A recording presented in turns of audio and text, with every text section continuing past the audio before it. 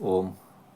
योग का हम सभी के जीवन में बहुत बड़ा महत्व है और मुख्य रूप से मनुष्य के जीवन में, क्योंकि हमारा जीवन जो है सुधार की एक लंबी लाइन उसमें संभावना है, उसको खींचे जाने की संभावना बनती है। और ख़ास करके पिछले 10 वर्षों में जिस तरह से योग को लेकर के पूरे संसार में एक समर्थन उपलब्ध हुआ, प्राप्त हुआ है, वो बहुत ही सुंदर संदेश है, सुंदर संकेत है कि हम सभी को आसान्वित होना चाहिए संसार में श्रेष्ठता के लिए और संतुलन के लिए। तो इसमें एक जो ध्यान देने की बात है कि योग के नाम पर हम जो लोग जितना कुछ कर रहे हैं उसमें और जो चीज़ें छूट रही हैं पीछे, उसको ध्यान देने की आवश्यकता है कि योग करके हमें शक्ति प्राप्त होती है। हम प्राणवायु का अधिक से अधिक प्रयोग करके अपना जो है अपना जीवन संवार पाते हैं, स्वास्थ्य अपना प्राप्त कर पाते हैं, शारीरिक रूप से, मानसिक रूप से, बौद्धिक रूप से। लेकिन उसकी भी एक सीमा है कि हम कोई चीज़ अगर केवल खर्च करते जाएंगे तो कितनी बचने वाली है वो, फिर बाद में खर्च करने के लिए बचेगी कैसे वो। हम सभी जानते हैं कि जो मतलब मनुष्य से लेकर के सारे जितने भी संसार में सजीव प्राणी हैं, सभी प्राणवायु का प्रयोग करते हैं अपने जीवन को सजाने के लिए, बचाने के लिए, जीवित रहने के लिए, उसमें उन्नति लाने के लिए। और केवल मनुष्य नहीं, अन्य भी जितने प्राणी हैं, प्राणियों के अलावा और जो भी जितने निर्जीव चीज़ें हैं, मशीनें जितनी चल रही हैं, अग्नि जल रही है, गाड़ी मोटर इतने सारी दुनिया में लाखों करोड़ों अरबों की संख्या में चल रहे हैं।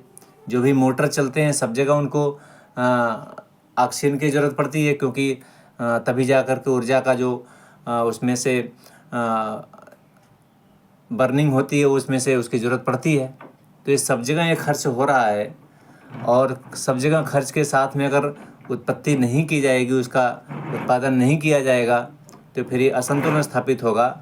और असंतुलन जो है वो बहुत ख़राब चीज़ है कि कल को जा कर के बहुत बड़ी दुर्घटना के रूप में उत्पत्ति होती है। तो योग से हम शक्ति प्राप्त करते हैं, क्योंकि हम प्राणवायु का सदुपयोग करते हैं और अपने जीवन को सजाते हैं, संवारते हैं। लेकिन उसको जो शक्ति प्राप्त किया है वो शक्ति का दान भी तो करना पड़ेगा। तो यज्ञ की एक प्रक्रिया है जो शक्ति का हमारा दान करवाती है और उसको फैलाती है। जो हमने शक्ति प्राप्त किया है, जो हमने अपने पुरुषार्थ से अर्जित किया है, उसको सबके लिए उपलब्ध करवाने का कार्य करती है।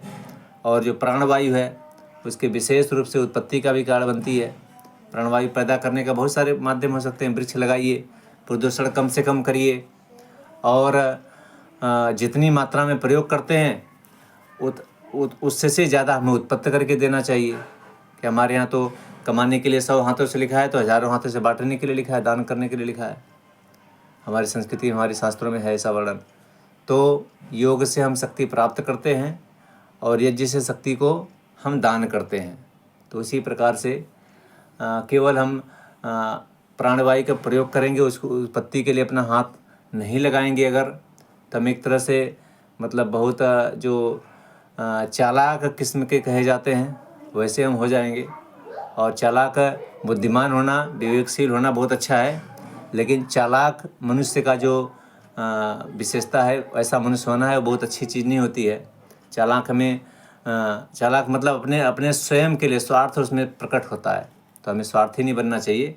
हमें ऐसा करना चाहिए कि जिसमें परमार्थ छिपा हुआ हो, अपना भी लाभ हो सके, अपने लिए भी कल्याणकारी हो और सभी के लिए उसमें हितकारी चीज़ें, व्यवस्थाएं उसमें शामिल हो सके। तो हमारी सारी बातचीत का जो मूल विषय ये है कि हम सभी को योग हम कर रहे हैं। प्रातःकाल उठ करके हम प्राणवायु की मात्रा अधिक रहती है, वातावरण शांत रहता है और गाड़ी मोटर उतने चलते नहीं हैं, तो फिर उस समय बैठ करके प्राणायाम का अभ्यास करना, योग का अभ्यास करना, अपने शारीरिक मानसिक सारी उन्नति का जो अभ्यास करना, ये बहुत अच्छा है योग के माध्यम से। लेकिन उसी टाइम पर हमें ये भी देखना पड़ेगा कि हमने जितना प्रयोग किया, जितना प्रकृति से लिया है, वापस इस संसार से जितना लिया, उसमें हमने कुछ अपनी तरफ से जोड़ करके बढ़ाया है या नहीं बढ़ाया। नहीं तो फिर हम चालाक माने जाएंगे कि हमने चालाकी दिखाई और हमने जो है प्रातःकाल उठ करके सुंदर वातावरण में, पार्क में, बगीचे में, जहाँ कहीं भी अपना जा कर के अपना योग का अभ्यास किया। जितनी ऑक्सीजन थी, हम चूँकि जागरूक हैं तो हमने ले लिया, हमने अपने लिए प्रयोग कर लिया। तो हम अगर इस प्रयोग को अन्य लोगों तक भी, उनके लिए भी अगर नहीं छोड़ते हैं, जितनी ऑक्सीजन की मात्रा सुनिश्चित है उसमें से हमने अधिकांश ले लिया तो दूसरों के लिए फिर कम पड़ गया वो। तो इसलिए हम सभी को इस बात के लिए सोचना पड़ेगा कि हम भारतीय सनातन संस्कृति जो है, जितना वो अपने लिए बात करती है उतना उससे ज़्यादा वो दूसरों के लिए बात करती है, जिससे कि ये संसार सबके लिए सुरक्षित और सबके लिए श्रेष्ठ रूप में उपलब्ध हो और सभी अपना जीवन अच्छी प्रकार से जीते हुए अपने लक्ष्य की तरफ आगे बढ़ते चलें। क्योंकि जीवन जो है बहुत अनादिकाल से चल रहा है, अनंत काल तक 4 अरब 32 करोड़ साल तक चलते जाना है इसको। अभी आधी भी आई हमने नहीं पूरी की और 1 अरब 96 करोड़ समथिंग पूरा किया है। तो इसलिए हम सभी को इस बात को योग के साथ है, योग का महत्व बड़ा है। योग के महत्व को बढ़ाने में बहुत सारे महापुरुषों का योगदान है। इस समय देश के अंदर, देश दुनिया के अंदर सब लोग इसमें जिम्मेदार लोग हैं, बहुत अच्छा है। लेकिन अब यज्ञ के महत्व को भी बढ़ाने की आवश्यकता है, क्योंकि यज्ञ वही श्रेष्ठतम कर्म, ऐसा कर कर हमारी संस्कृति को बहुत ही वंदनीय पूजनीय बताया गया है कि हम कोई भी कार्य करें, मतलब हम कोई कार्यक्रम करते हैं तो छोटा सा दीपक जलाते हैं, घी का दीपक जलाते हैं, और उस दीपक का महत्व यह है कि उससे ऑक्सीजन निकलती है। जहाँ 25-50 लोग, 100 लोग, 500 लोग इकट्ठा हैं तो सभी एक जगह इकट्ठा है तो वहाँ उतनी ज़्यादा ऑक्सीजन अधिक मात्रा में चाहिए। तो दीप प्रज्वलन करने के साथ में उन सबके लिए ऑक्सीजन का एक, जैसे आजकल ऑक्सीजन के सिलेंडर लगाए जाते हैं, ऑक्सीजन के प्लांट लगाए जाते हैं, आप एक छोटा सा दीपक जला करके ऑक्सीजन का प्लांट लगा देते हैं कि इतने साल लोग एक जगह इकट्ठा हो रहे हैं तो उनके वो प्राणवायु में कमी नहीं आए, क्योंकि सब सांस लेंगे तो सभी कुछ न कुछ अवांछनीय गैस निकलेगी ही, वो उसमें वो हमारे जीवन के लिए उपयोगी नहीं है। जो उपयोगी है उसको हम प्रचुर मात्रा में पैदा कर सकें, इसके लिए दीपक जला रहे हैं। उसका बड़ा रूप यज्ञ होता है। तो जहाँ पर हम थोड़ा सा घी लगाते हैं, 1 चम्मच 2 चम्मच दीपक में लगाते हैं, यज्ञ करते हैं तो किलो में और क्विंटल में खर्च करते हैं बड़े यज्ञों में। तो इसलिए योग के साथ साथ अब यज्ञ को भी बराबर से चलना चाहिए, क्योंकि ये जो जीवन का जो पक्षी है ये 2 पंखों से उड़ता है। एक पंख अगर कमज़ोर हुआ तो फिर उसको उड़ने में समस्या आएगी, उसको ज़मीन पर आना पड़ेगा, मतलब जीवन सफलता रूप में आगे नहीं बढ़ पाएगा। एक पंख उसका योग का है, दूसरा पंख उसका यज्ञ का है, दोनों मिल कर के चलेंगे तो फिर जीवन का लक्ष्य भी पूरा होगा और सारा कुछ जितना भी ईश्वरीय शक्ति ने, परमात्मा शक्ति ने लक्ष्य दिया है वो सारा ही पूरा होने वाला है।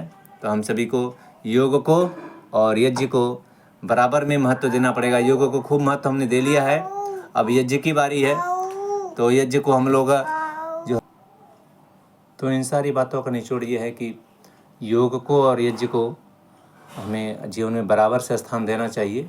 वैदिक संस्कृति के दोनों ही बहुत नींव के सिद्धांत हैं और इनका प्रयोग करके सारे संसार को सुंदर बनाया जा सकता है, श्रेष्ठ बनाया जा सकता है। मंगल ग्रह तक हम जा सकते हैं, चंद्रमा तक जा सकते हैं, अन्य ग्रहों तक जा सकते हैं, बहुत अच्छी बात है, वहाँ पर भी जाएं हम। जैसे हम जगह जगह पर जाकर भूमि आदि लेते हैं, भवन बनाते हैं, व्यवस्थाएं बनी खड़ी करते हैं, फैक्ट्रियाँ लगाते हैं, बहुत सारा काम करते हैं, जगह जगह जा कर के वो करें। लेकिन जहाँ पीछे छोड़ कर के आएँ वहाँ पर मंगल नहीं होना चाहिए, वहाँ पर भी श्रेष्ठता बनी रहनी चाहिए। हमारा 4 जगह घर हो तो चारों जगह, ये 3 जगह बेकार करके चौथी जगह नहीं जाना है, एक जगह बेकार कर दूसरी जगह नहीं जाना है, ऐसा नहीं करना चाहिए।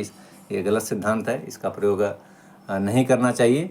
हम एक जगह से दूसरी जगह जाएं तो पीछे का भी सुंदर हो और आगे का भी संभावनाओं से भरपूर हो, ताकि दोनों जगह हमारा जो अस्तित्व बराबर बना रहे और हम दोनों जगह सुख का कारण बने रहें, कहीं पर भी परेशानी और मुश्किल खड़ी करने वाले ना बने। तो मंगल तक जाएं तो जाएं, लेकिन धरती पर मंगल रहे, इसके लिए हम सबको मिल कर के पूरी धरती को वसुधैव कुटुंबकम को, हमारा जो मूल सिद्धांत है वही आज ग्लोबल हो गया है। तो ग्लोबल आज से नहीं है, सृष्टि के आदिकाल से ग्लोबल है। उसको हम लोग संस्कृत में वसुधैव कुटुंबकम परिवार मानते हैं पूरी धरती को। तो एक जगह की परेशानी दूसरे जगह के लिए सुख का कारण नहीं बन सकती। अगर ऐसा होता है तो फिर मनुष्यत्व समाप्त हो जाता है बीच से। तो इसलिए हम सभी को पूरी धरती को सुंदर बनाना है और उसके बनाने में भारतीय संस्कृति ही एकमात्र रास्ता है, एकमात्र उपाय है। तो हम सभी को मिल कर के इसकी जो नींव की जो चीज़ है, नींव के जो सिद्धांत है, इसको प्रयोग करना है और सबके लिए इसका सुंदर वातावरण उपस्थित करवाना है। तो योग को और यज्ञ को हम मिला करके एक जीवन के पक्षी के रूप में देखना चाहते हैं, देखने के लिए हमारे ऋषियों ने निर्देश दिया है। तो दोनों पक्षी के दोनों को जो पंख हैं वो बराबर मजबूत रहें, दृढ़ रहें, जिससे कि वो लक्ष्य की तरफ ठीक प्रकार से जा कर के उसको प्राप्त कर सके। एक कमज़ोर होगा, दूसरा मजबूत होगा, या दूसरा मजबूत होगा, पहला कमज़ोर होगा, तो फिर लक्ष्य की प्राप्ति में बाधा है, समस्या है, असंतुलन है। और असंतुलन जो होता है वो विनाश का कारण थोड़े दिन के बाद बन जाता है।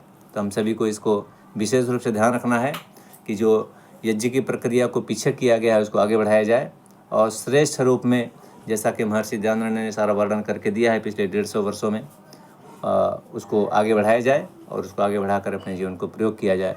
इन्हीं बातों के साथ मैं अपनी वाणी को विराम देता हूँ, इस आशा और विश्वास के साथ कि आप सभी लोग योग करते होंगे, नहीं करते हों तो आरंभ करेंगे, और योग कर रहे होंगे, यज्ञ नहीं करते होंगे तो यज्ञ को भी आरंभ करेंगे।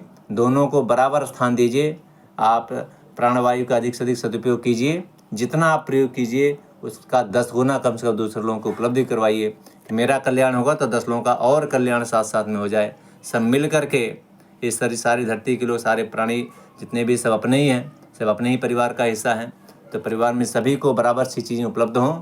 एक व्यक्ति खा करके मोटा न हो जाए, दूसरा व्यक्ति भूखो, मतलब एक व्यक्ति खा के मर रहा है, दूसरा व्यक्ति भूखो मर रहा है। दोनों ही स्थितियाँ खराब है। इसलिए हम सभी को इसको पूरा ही बराबर से सदुपयोग करना है। इन्हीं भावनाओं के साथ मैं अपनी वाणी को विराम देता हूँ। आप सभी इस पर विशेष चर्चा कीजिएगा। अगर कोई समस्या आती है, कोई बातचीत करनी है, 7755014195 नंबर मेरा खुला हुआ है, आप बात कर सकते हैं। कमेंट में जाकर कमेंट कर सकते हैं, लाइक शेयर कर सकते हैं, सब्सक्राइब कर सकते हैं। इस विचारधारा को आगे बढ़ने दीजिए।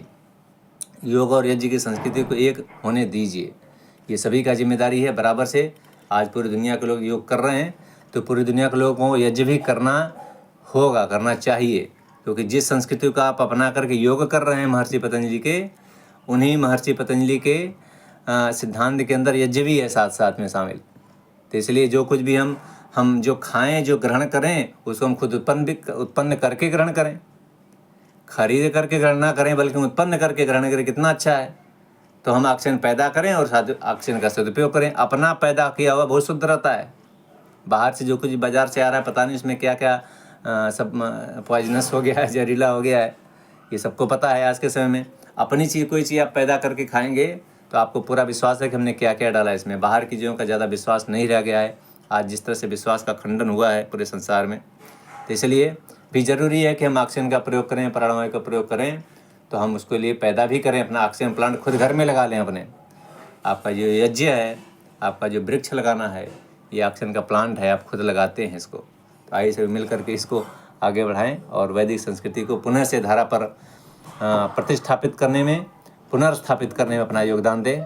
यही निवेदन है। इन्हीं बातों के साथ अपनी वाणी को मैं विराम देता हूँ। आप सभी को सादर नमस्ते, बहुत बहुत धन्यवाद।